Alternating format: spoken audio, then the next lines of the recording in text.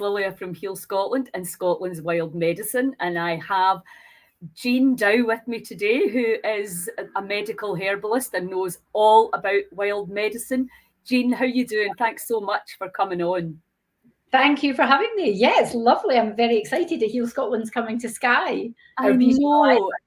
I was so delighted when I heard that we had a wild medicine witch up there as well as in Loch Allen, because you guys are kind of like gold dust right now. I mean, I think there's more and more people, really getting drawn to the plants, isn't there? But you guys have been doing this work, maybe, when people really didn't have the same enthusiasm as there clearly is now. So have you seen a big change in how people... Well, it's interesting. I've been a herbalist for 20 years. I graduated 20 years ago this year, which is amazing. Wow. This is one of the things, a lot of people don't really realize the traditions we have. When they think of herbal medicine, they always think of Chinese herbal medicine, yes. Which is fabulous, absolutely fantastic. But, in the Western world, we have our own traditions that are 2,500 years old, written traditions, where we've got all this amazing history behind us. So the plants have always been used. And it is interesting because mainstream medicine, as we know it, which is wonderful for emergencies, it's absolutely fantastic. But they're actually the new guys on the block. This is our traditional native medicine. And it's interesting, over 70% of physicians in Germany, for example, at the present moment, still prescribe herbal medicine. So in a lot of other countries, and a lot of other countries in Europe and further than that, they see this still as a really, really important part of treating patients and working with patients. It's only us almost only us British folk that have kicked it out. It's like throwing the baby out with the bathwater. Absolutely. And my friend she was a nurse and a midwife. She started doing acupuncture simply because she had got vaccine damage from the yellow fever vaccine going to India, and then was in India, got acupuncture, which helped her to heal. So she started doing that, and then she studied to be a Chinese doctor, and she went to Israel for some of her training, and she said, they use the herbs alongside. So if you have chemo, they use the herbs to detox you, and that just seems to me a very holistic, intelligent approach. Why wouldn't you do that? Mainstream medicine as it is at the moment is fabulous for emergencies. If I've got appendicitis, don't take me to a herbalist. To a doctor and deal with it. But if I want to get well, mainstream medicine has limited tools for healing. It has great things for fighting infection and managing really acute and emergency situations, and we couldn't do without them. Amazing. But when it comes to really building the body up and nourishing the body, and connecting the whole of the body together, lots of things work really, really well, but nothing beats herbal medicine, because it works very much on a physiological basis, but also on an energetic basis, and dare I say it, on a spiritual basis as well. Absolutely. And I think that's, but we used to eat plants and we used to eat them in season. So, it's not only is it medicine, it's food, isn't it? Yeah. And Hippocrates, the father of medicine, said, let medicine be your food, let food be your medicine. So if you think of the fact that, we do eat. Do you know something that's really interesting? I'm going to pop this in just now. I have lots of Romanian patients and Polish patients, Eastern European patients. They still eat plants. They still eat their herbs, and all of them are totally used to being treated with herbal medicine alongside mainstream medicine, and they absorb a lot of it into their day-to-day diet, day-to-day life. It's really nice to see. Yeah, I've noticed that most of my Polish friends are natural foragers. Yeah, because they were born and brought up, and that's, I suppose, just in a couple of generations. I know that my granny, my mum said, that she would just go out and cut the nettles and put them in the soup as soon as they started showing through. And she was always in her garden, grew all the food. Even my mum initially, when she got married at first, half the garden was for food. But then, of course, things became more convenient, because that's really the word, isn't it? And If you're trying to do a million other things, growing food can, get put to the back burner, especially if you can go to shops and just pick it up. So that's the way, because I heard an interesting thing that we've now got better, more expensive kitchens than we've ever had, and nobody's in them. Nobody knows how to cook. The younger generations, especially. I think we've got some younger ones now. But my generation, with my mum and dad, I mean, everything was cooked from scratch. It was there was nothing in a packet. There was nothing. There was nothing pre-packaged. There was no ready-made meals, and that's showing my age. But even then, though, I mean, my mum and dad just didn't do that. My mum cooked everything from scratch, and so we naturally learned how to cook. And it would be really nice if a lot of that was brought back, because everybody's so used to just picking food off the shelf, and it's already made for you with not so many good benefits in it sometimes. Absolutely. And back then, my grandpa was a farmer and a butcher and a baker, believe it or not. I found his ancient baker. Yeah. And so they were very attached to the land and to the food. And even although there wasn't a huge amount of disposable income, my mum always had a huge pot of soup in the go, because to feed people back then, we were a family of 8, you had to have lots of soup and lots of it was cheaper to do that then. Yeah. And we still do that. It's funny, we lost my mum in 2020, and so my mum was the one that cooked everything, and like you, stews and soups, which is actually really, really good for us Scots folk, because we need that warmth and nourishment. Yes. My dad's now learned to, so if he's watching, he's done really, really well. My dad's 90 next month, and he will send us photographs saying, "I've got a pot of your mum's Scotch broth on the so he's now making my mum's soup at that age, which is great. Fantastic. And we know that bone broth is so good for us. And, it's so simple, because I've been staying with my aunt, helping her out when she wasn't well. And I've just got soup on all the time. And at the weekend, everybody comes in and gets a plate of soup the way it used to be at my mum's. And, oh my God, that's such good soup. And I was like, it's the stock. My cousin's a local butcher. I get the best stock ever. And the soup is so tasty. And it's also really quick. I just boil it all up, shove everything in, and let it do its do. And my aunt has made a great recovery. Just, there's nothing fancy dancy about it. It's just good, plain Scottish fare. But it doesn't have any chemicals or any additives, a bit of salt and pepper, and that's it. I had a patient ask me very recently for a recipe for my lentil soup. And I said, well, they said, what stock do you use? I said, I use ham bones. That's how you make lentil soup with ham bones. And they went, oh, you make it the real way. And I thought, well, how else do you make it? And of course, just use stock cubes. And yeah, no, we use it traditionally. Make it the old-fashioned way, the Scottish way.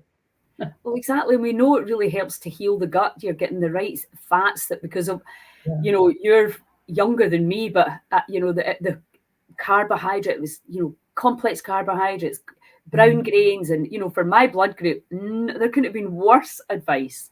Grains and wholemeal pasta, etc. For somebody who's a blood group O, it was, ended up with chronic fatigue. It wasn't just that alone, but certainly the carbohydrate-laden diet did not help. And since I've switched back, you maintain your body weight, no problem. And, you have much better health, much better gut health. So tell us, are you in your own little apothecary there? This is my, I'll show you around a wee bit. This is my Skye clinic. So I live on Skye and I work on Skye. I have a clinic in Edinburgh that I had a clinic like this in Edinburgh, but when we moved here, I gave it up, and I share with my colleague, Charmaine Shepherd. And so I have a dispensary there as well. So I see patients in Edinburgh 1 week a month. I live on Skye and see patients in Skye, and about 70% of my clinic is online. So I built this wee cabin in the garden, which is beautiful. That's my dispensary there, my microscope. I do live blood analysis. And then you can see it's lovely. It's got my coat there, got a wood burning stove up that end. Oh, fantastic. And So then where are you? Whereabouts in Skye are you? I live in a place called Achacork, which is just north of Portree, on the road up to the Old Manor Store. Most people know the Old Manor Store. Yes. So, and we moved here in 2020, November. We moved in the winter 2020. That was wow. You from there?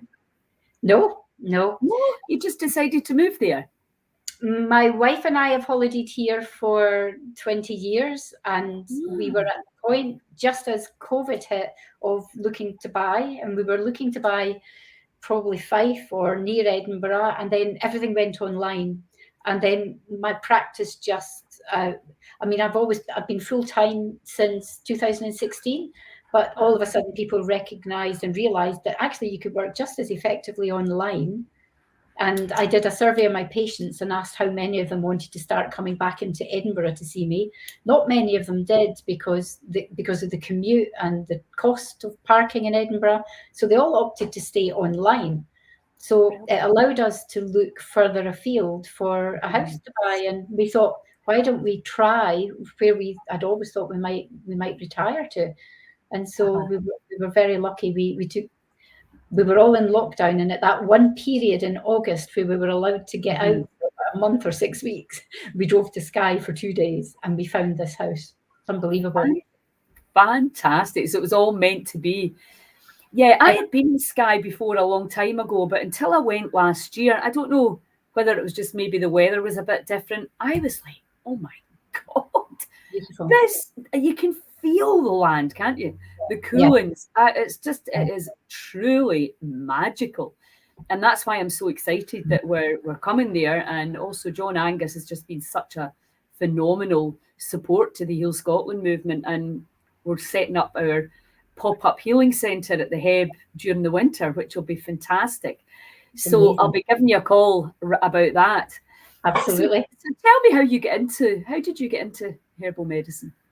I worked in chiropractic, not as a chiropractor. I managed I managed 5 chiropractic clinics for about 27 years, believe it or not. So I was already in way before a lot of this became kind of mainstream. I was already working in a chiropractic profession, and I was working in a specific clinic, the White Clinic, that was very philosophical based. So it was at a time where everything was very mechanistic in chiropractic. The man I worked for we were really searching for the kind of philosophy behind, and that kind of looking at the body's innate healing ability and how we capture and work with that. So I was very lucky that he took me and all of the staff to these amazing seminars in the United States for decades. So we went almost every year, and we were learning all about the healing philosophies. And he wanted me to become a chiropractor, and I knew that wasn't my path, but I'd always had a connection with plants. And it was really interesting because I went to a kind of careers exhibition thing that was on in Edinburgh, a health fair, and there was 2 different schools of study there. One was the Scottish School of Herbal Medicine, which is where I studied, and there was another one. When I spoke to both of them, and then this other one said, well, I'm not sure about speaking to them because they talk to trees. And I thought, that's the one for me. That's where I need to go. You know, the school I studied at was, I just knew the minute I went along and started studying, and it was for me. And the first time I went into a clinic, I really had no concept of, I knew about the plant and plant medicine. I had no concept of how it happened. The very first time I went into a dispensary in my training clinic and started making a mixture that I'd been asked to make from one of the other herbalists, I thought, I've been doing this for years. And my father will tell you this, that when he came to see me the first time in my clinic in Edinburgh and he saw me dispensing medicines, he said, you've been doing that since you were a wee girl. I used to go into the garden and make mud packets and pick up stones, pour water on them, and make my own concoctions from when I was a wee girl. So I think it's been in my bones since then. Yeah, it certainly seems to be that the plants call some people very loudly. And I think, you hit on it there talking about the you know, obviously there's the kind of physical aspect and how it affects the body physically, how it affects the body emotionally, but also how it affects the body spiritually. Because I think, you know, in our medical, for want of a better word, rarely, if ever, is somebody going to talk to you about your spiritual health. And I think, you know, I didn't understand with biodynamic farming that every plant has its own elemental, and it's like, yeah, we're just so cut off from so much of what we can't see in the West, aren't we? So if we can't see it, we just don't believe it. And then, you know, but that whole aspect is so important as well for the wholeness of the human. Well, you'll see if anybody looks at my website, you'll see I've got my caption, so my business card and everything is that herbal medicine is both an art and a science. And you can't separate them. And the art is, you know, yes, it's very scientific.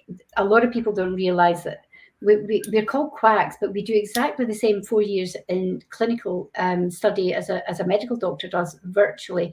So anatomy, physiology, pathology, differential diagnosis. We have to do 500 hours in clinic under supervision before we can qualify. But the school I went to also taught us about energetics, the energetics of the patient, so the constitutional analysis, and the energetics of the plant.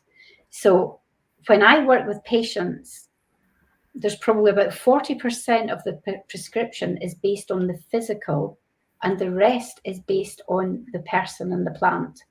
And that's where the magic happens. And I think if you just treat from a mechanistic point of view, you're missing something.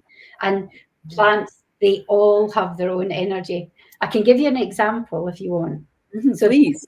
If you think of the plant rose, so rose, it's a beautiful plant. As a herbal medicine, it's astringent. It contains tons and tons of tannins.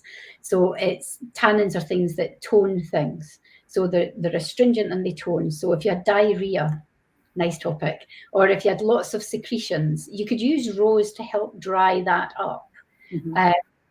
Or an irritable bowel that was loads of diarrhea, that you had lots of diarrhea, then yes, you could use rose to dry it up. Energetically, if you've ever been given a rose, don't know if ever anybody's given you a rose, but usually when I say to somebody, have you ever been given a rose? They smile and their body softens and they'll go, oh, yeah. And they get that lovely warm feeling that goes through them. That's what the plant makes you feel like. Yes. So its physical attributes do one thing, but energetically, I use rose for emotions and for broken hearts and for healing of the heart, rather than diarrhea. I can use something else for diarrhea. Yes. You know, so that's where, and I've got about 350 herbs here. They all have an energy, and they all have a spiritual side as well. I just find that so fascinating, because I think, you know, I've really mostly always treated the body. I suffered from chronic fatigue and depression when I was younger. And I treated that very physically. And obviously I learned over the years, I did a diploma in nutrition, etc., and 100 other courses, but always really was focusing on my physical health, which I'd measured by how much energy I had. If I was exhausted, then I was like, right, you need more work. So then it's, you know, and then obviously I learned this emotional release technique called the Sedona method, which was very much about what's the body saying in terms of feeling, how's it reacting, what information is it giving you, and then use that for my emotional health. Still really at that stage not understanding the two things are completely interlinked. And you know, and I think, you know, when people aren't feeling well and they believe it's an emotional mental problem, they probably don't think about coming to a herbalist for help with that. No. And a lot of people think about homeopathy, and they think, well, homeopathy works on a very energetic basis, and it works with I have once had a homeopath say to me, but you don't work with people energetically, do you? And I was horrified. Yeah, of course we do. Of course we do. Homeopathy is fabulous. But yes, people don't think of that. They think of this. They think more of kind of physical complaints. But You can't. You know, I always remember that lovely saying where somebody said, you know, we're spiritual beings having a physical experience. And we are, you know, we're more than just our bodies. I mean, this is a driver. I could do as much as I wanted to try and help and heal this. But if this isn't right, nothing's going to work perfectly. Yeah, so absolutely. And the plants can really assist that. And I think that's a lovely analogy you used with the rose, because I was trying to think, I don't think anybody's ever given me roses, but my mum always had roses in the garden and she loved them. And they were always, you could smell when you walked past, and it was, so it's, and I suppose there's just a really strong, it's just a really strong flower in our culture, isn't it? And it is like the love is like a red, red rose. There's all that. And I used to make perfume with, we would take the petals and put them into water. It never quite worked out as well as it. That was something I used to do as a kid as well. We pick all the petals off the roses and put them in water. That's basically an infusion. That's what we do with herbal medicine, with teas and you know, one of the things that you know, Claire, don't you? Claire Houlihan. Yes. Herbal. Yes. Yes, of course. Yes. When a couple of years ago, when it was about 4 or 5 years ago now, I was ran a healing community up at Barmolloch to basically prove if you do these things every day for long enough, the body will respond. Yeah. And your disease will dissolve. And Claire came, and the day that she came to teach for a weekend. There was a French GP type, woofing on the farm, and he asked if he could join in. And there was also a guy that had just come out the army the day before. Wow. So we had these two men, and of course, one of the things that she does is puts the plant in your hand and puts you into a meditation. Yeah. And I was kind of looking at her, and she was looking at me going, this will be interesting. I see what happens here. Yeah, but because she could speak about it on a medical level, and she could speak about it on an emotional level, and then obviously, and they were amazed at what information they got simply by meditating. And what actually the guy that had come out the army, he said, can I go first, because I don't want to be influenced by anything else anybody else is saying. I want to make sure that what I'm saying really came from me. And it was totally, it always blows me away, that exercise. That's such a medical thing to do, isn't it? It's to make sure that there's no influence happening. But that's good. It was really, really, really, and it was just cool to see people from such different backgrounds, and also men, because we tend to get a lot of women. We get some men, but you know, it's predominantly women. So it's really, really nice to see guys. I mean, it's information, right? I always say to people, everything's just light and information. And of course, we're interacting with the light and information. But because we perceive things to be physical, we forget it's information that our body, and that's the thing about plants, isn't it? The body knows. It's not going, what the hell is this? What have they dyed it with? What have they made it? It's just nature with nature. It's. Do you know that the interesting thing, we've got certain herbal medicines that they're called adaptogens, but there's one or two other ones that are really specific. So things like Filipendula ulmaria, a lot of people don't, start again. About 48% of our drugs on the current market originate in plant medicine. This is where, that's the statistics at the moment. And this is where, you know, we get two kind of stories coming at us. We either get, it doesn't work, you're wasting your money, or it does work and it's dangerous. That's the two things you get thrown at, or patients get thrown at them with herbal medicine. It does work because with 46% of the drugs that are on the current market at the present moment are made from herbal medicine. So metformin, which is one of the major drugs that we use to treat diabetes, comes from Galiga officinalis.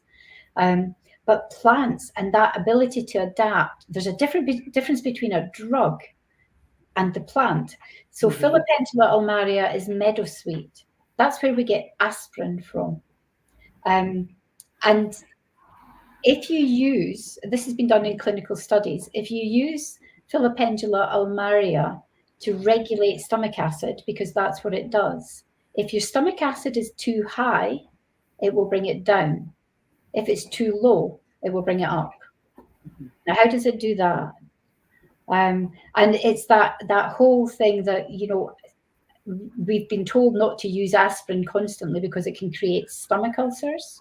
We use Philopendula almaria to treat stomach ulcers because the whole plant in its entirety has the acid and it has buffer systems. And those buffer systems protect the digestive lining, so you can use it for that. But this ability to regulate, it's the same with immune modulators, adaptogens. They go in and they can either increase or decrease your immune function. So they're called immunomodulators, and that they don't necessarily stimulate or depress, they regulate. How on earth do that? Yes. Yeah. I'm so glad you picked that particular example, because that's in the book, in our Scotland's Wild Medicine book. Oh, good. Yeah. So, because Claire tells that story, but because obviously in order to patent something, you need to change it. Yes. And then what is happening is you're taking a plant which is perfect and changing it so you can make money out of it and not tell anybody what you're doing, and then expecting the body to react in the same way as it would to the whole plant. It's madness what we've done. But sorry. No, so have you got a garden there? Do you grow? I don't. I grow for my own pleasure, but I tend to, and my own use, but I don't actually grow to make, not very many to make for patients. I would with some topical things, so things like calendula I would grow. I would make Melissa tincture, but I'm kind of full-time in practice seeing patients, and I also want to be able to guarantee my patients a certain quality of herbal medicine. And so in order to really guarantee the purity of a plant, you need to be able to do chromatography on it. And that in itself, you have to do it for every single plant. It's too big. So I use 2 or 3 very, very good British producers of plant medicine. And so they tend to be my main suppliers. Yeah. I mean, it's impossible to try and do all of it yourself, really, especially and see patients. Yeah. You know, it's well, we're having our sorry, and the volume you would have to make. You need to have a factory. Of course. Yeah. We had a lovely gardener last year at the farm. I don't know if you've met her, Andrea Hosfield. She's been doing some work with the Selkie Collective, and she just kind of started knowing things about plants, and it was so nice when she would come. Anybody would come, she would immediately just tune in, and she had a huge big medical, herbal medicine flowers, and it was just fab. I loved watching it all at work, but it was a full-time job. It's a full-time job, yeah. You couldn't do all of that, and she tried everything, every time you went into the house there was things, but again, to do that on any scale is, you also need a lot of space, don't you? Space for all the alcohols and the oils and drying things. It's not. Yeah, it's massive. And I mean, I remember going and visiting the suppliers I use. I went to see them. I went to visit them, and I mean, they've got these huge, enormous, great big stainless steel containers where they're mixing with these big automatic paddles and things, and that's one herb. So if you consider what you use in practice, it really is a full-time job, and we're very lucky in this country that we've got people that take that responsibility on, which is fantastic. But I love people. I wanted to take the plants to the people, and so I see my job more as the kind of interaction between them, which is lovely, and then getting people well, which is always really rewarding. I know, and I told you, somebody said, I don't know why I mentioned your name, they said, oh my God, she's amazing, she helped me get well. And can I remember, I'm seeing so many people just now, it's almost like there's this, and it's like, but it will come back to me, I'm sure. But I thought, that's a lovely thing to hear. I know, it's, I know the plants work. I know medical herbalism is absolutely the way ahead for so many of our chronic degenerative issues. That a lot of GPs now are also coming out and saying, we don't have anything for these diseases. We need to go back to the plants. Yeah. We have to go back to nature. We have to start stripping back and taking all the chemicals and all the additives and everything out, the ultra processed foods. I don't know if you've read that book yet, have you? Yes, people, yeah, absolutely. So we need the plants are where it's at. And I mean, the thing is, in Scotland, we've got such diverse, well, the forests have maybe been mixed up a bit now, but, the fungi that we have, the diversity of food, berries, all the stuff that just grows wild. Yeah. We should really be the best fed nation in the world. And we're just not, because somehow we get taken away from what nature is just providing for us. Like I'm looking out onto the hills and onto the loch. I know there's salmon, trout, cod, herring. There used to be, cockles and mussels and so much food around. And nobody's eating that. We're all eating this crap and then expecting a pill to fix it. I know, and this is a difference. Back in the when medicine became huge and very successful, it was when we were dealing with kind of life-threatening acute diseases. We're not in that stage now. We're at a place now where we've got chronic diseases, just like you say, and there are things that are slow burners and that need nourishment. They don't need acute medicine. They need healing and they need repairing. I was at a conference in Phoenix, Arizona. And it was a mainstream medicine conference, so it was all kind of medical doctors. My colleague Charmaine and I think, were the only non-medical people there, as in doctors there. And it was on environmental illness. And we were going specifically because we deal with a lot of things like mold illness, mycotoxin illness, and Lyme disease, which I specialize in. And all of these doctors there, they were all treating their patients with medication, with drugs. Lyme disease, every single one of them had a herbal dispensary, because they knew that the antibiotics might have an impact on the Lyme, but the damage that's caused by Lyme, the antibiotics do nothing for, and herbal medicine does. Yes. So they were all using herbal medicine alongside mainstream medicine. And ultimately, that's where we have to go. We really have to bring back plant medicine. In China and India, if you go to see a doctor, they will decide at the appointment, will we use drugs, will we use plants? And that's what we should be doing in this country. Absolutely. And, there's tons of data which people love around the microbiome and, and foraging a few different leaves. It doesn't need to be tons. I keep quoting John, who said, feeling better doesn't need to be months away. It can be a week away. Yeah. It can be a couple of weeks away. And I think, certainly from my perspective, I'm not working with people quite as much one-to-one because I've been organising all these events. But it's, you need to understand it takes time. It takes time. And we're used to quick fixes and pills that you get a headache, you take a pill and it goes away. This is what I'm constantly reminding my patients. That's not how physiology works. It doesn't work like that. We don't want to push the body. We want to nourish the body back to health. I've had amazing results with this one lady in particular. She's still a patient, springs to mind. And you've probably seen some of the photographs. Some people might see photographs on my Facebook page of her. But when she came to me, she had the most horrific psoriasis. I've never seen a hand like it. Honestly, it was horrific. She'd been on immunosuppressants, methotrexate. She'd done everything. And she was in a mess.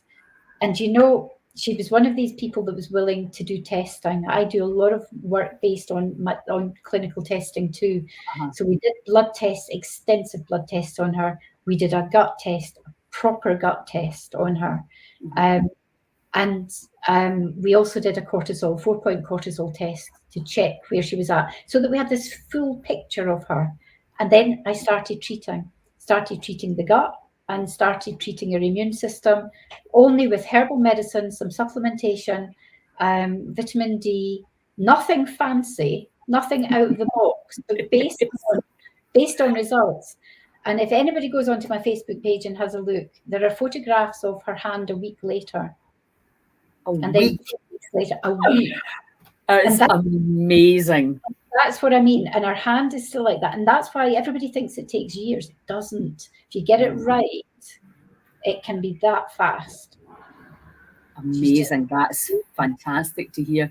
And I think, you know, I was amazed. I mean, I'm used to working with patients, but I was shocked.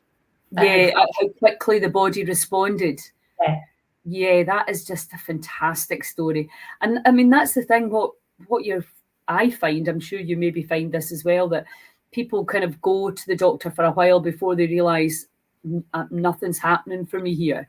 So then eventually, and this process, I mean, I've been talking to a lot of people over the last 6 months between the goddess gatherings and the festivals.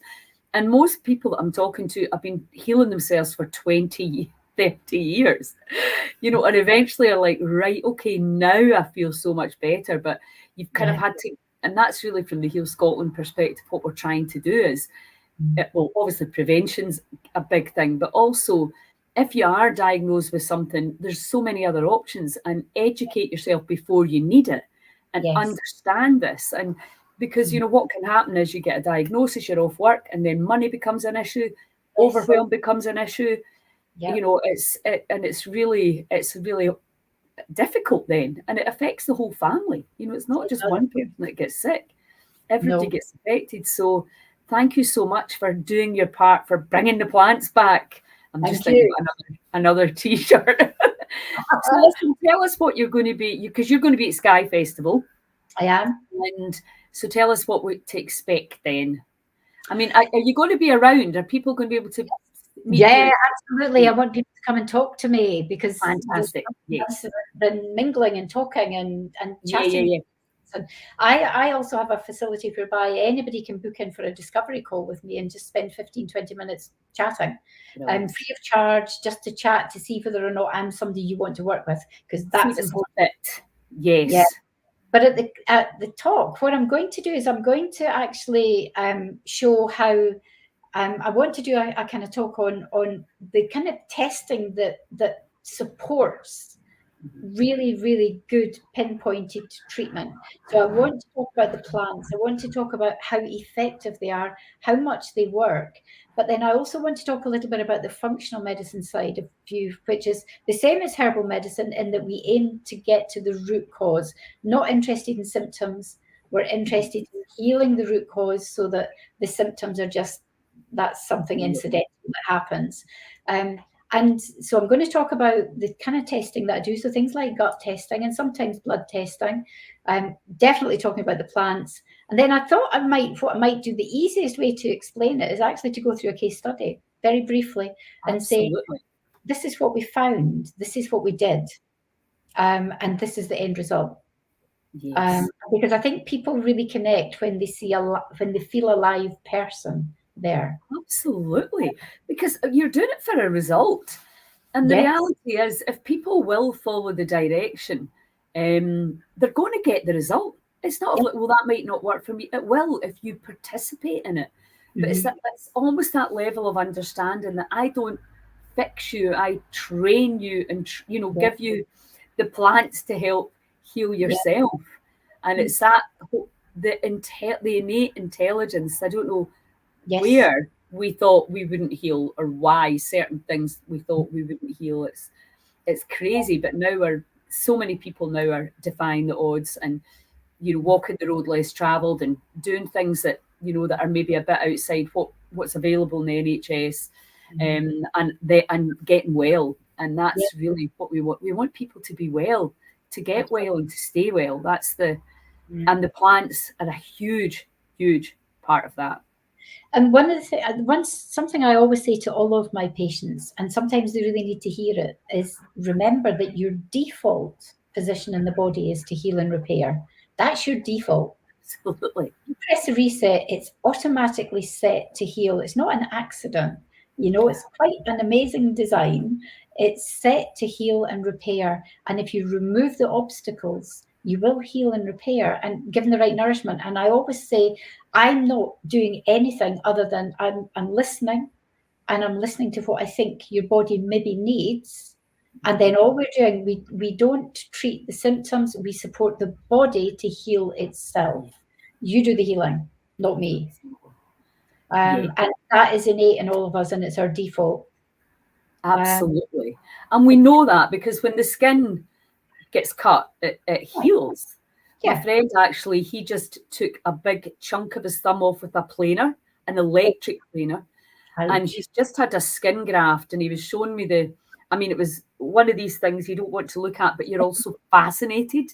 They Yeah. took some skin from his arm and put it on his, and and how it's the body's what it's doing. I mean, it's just so fascinating the intelligence of what the Yeah. body can do. And again, an amazing surgeon, obviously, and helping Yeah. him to create a new piece of skin. It's just phenomenal. But it's also understanding there's way more than just drugs and surgery when it comes to getting well and staying well. And Absolutely. They don't yeah, do anything but that knitting and healing and repairing. No. exactly.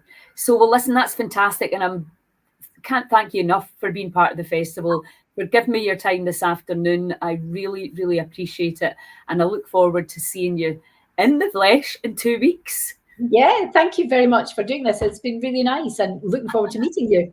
Yes, I'm coming up to Skye the week before because I'm going to Loch Allen. We're doing a retreat in Loch Love. Allen with Claire, and then I'm just going to come straight from there up to see John and get organised for the festival. So I'll give you a shout. I would love to come and see your. Come in and yeah, absolutely. Come and see the clinic. Come in and Yes, that'd be wonderful. I'll give you a shout. Well, thanks a million, Jean. thank And you. I look forward to meeting your wee dad too. No, bless him. Thank you. I hope he's on here and he's managed to get you. Well, I'll send you the link anyway in case. He will. And He's down in Edinburgh, so I'll is see him. he? On Sunday. I'm driving down there on Sunday. I'll see him there. But yeah, He's coming to Skye, yes. He's coming to Skye to visit in May. It's his 90th birthday in May, so he's coming up for a week. Then he comes to visit. He loves coming up to the island, and the island's just fantastic. Best thing we ever did moving to Skye. Is he not coming to the festival? No, unfortunately. When is it? The 21st? No, unfortunately not. So he's down there, and but he's coming up the following week. My sister's bringing him up. So right, okay, we'll need to get him organised next year. Yeah, we will do. Thanks a million. Take care. Bye. No.